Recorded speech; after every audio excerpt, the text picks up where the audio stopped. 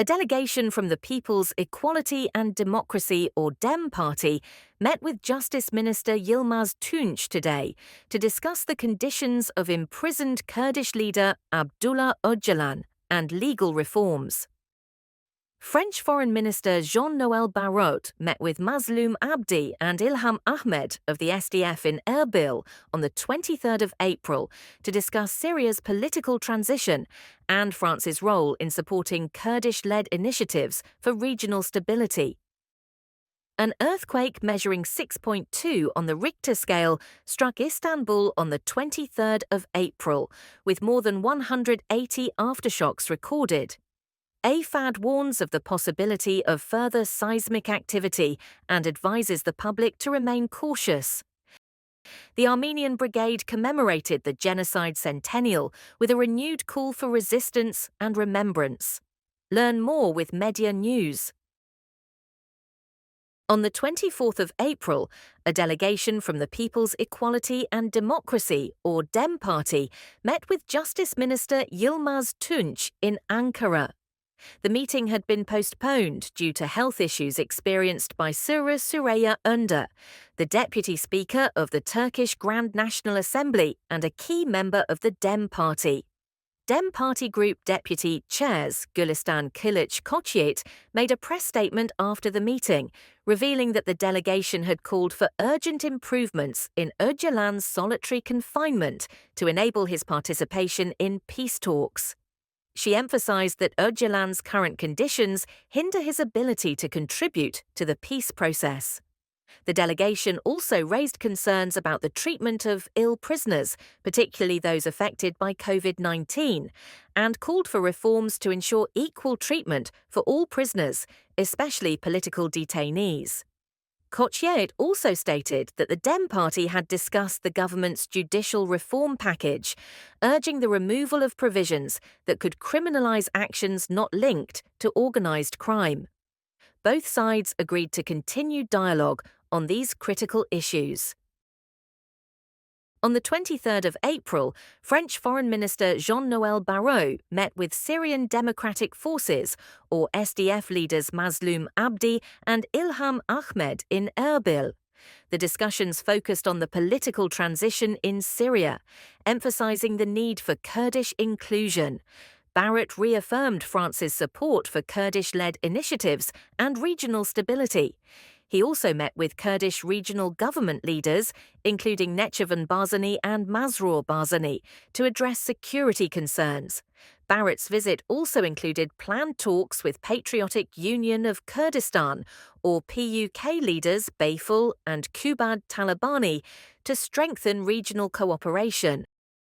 A powerful earthquake measuring 6.2 on the Richter scale struck Istanbul on the 23rd of April.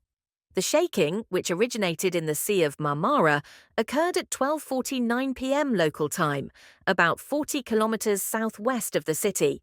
The quake lasted 13 seconds but caused significant disruption, injuring at least 359 people in Istanbul and neighboring provinces, mostly due to panic and people jumping from buildings.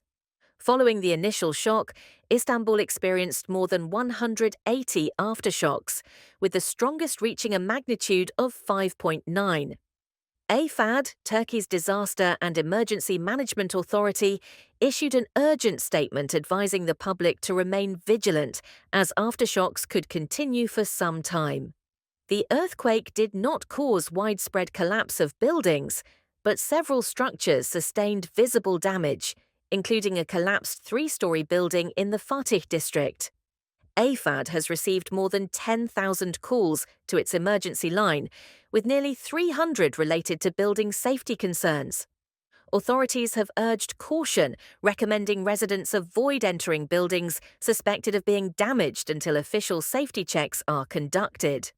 This earthquake serves as a stark reminder of the region's vulnerability to seismic activity. Istanbul, with a population of over 15 million, is located in one of the most active seismic zones in the world. The recent tremor has prompted renewed discussions on improving earthquake preparedness and reinforcing urban infrastructure to withstand future seismic risks. On the 110th anniversary of the Armenian Genocide, a military unit of Armenian fighters in Syria's autonomous northeast pledged to continue resisting oppression and defending vulnerable communities. The brigade is named after Nubar Ozanyan, a Marxist-Leninist who joined the Turkish Communist Party, Marxist-Leninist, or TKP-ML in 1978.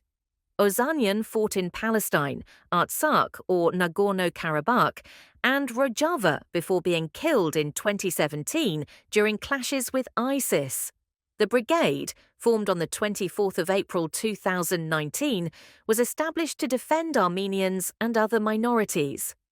Ahead of the anniversary, the brigade issued a declaration condemning both historical and ongoing atrocities.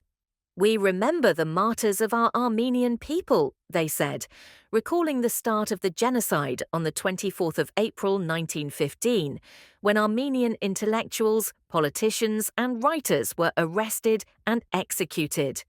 1.5 million of our people were killed by Ottoman fascists, the brigade added.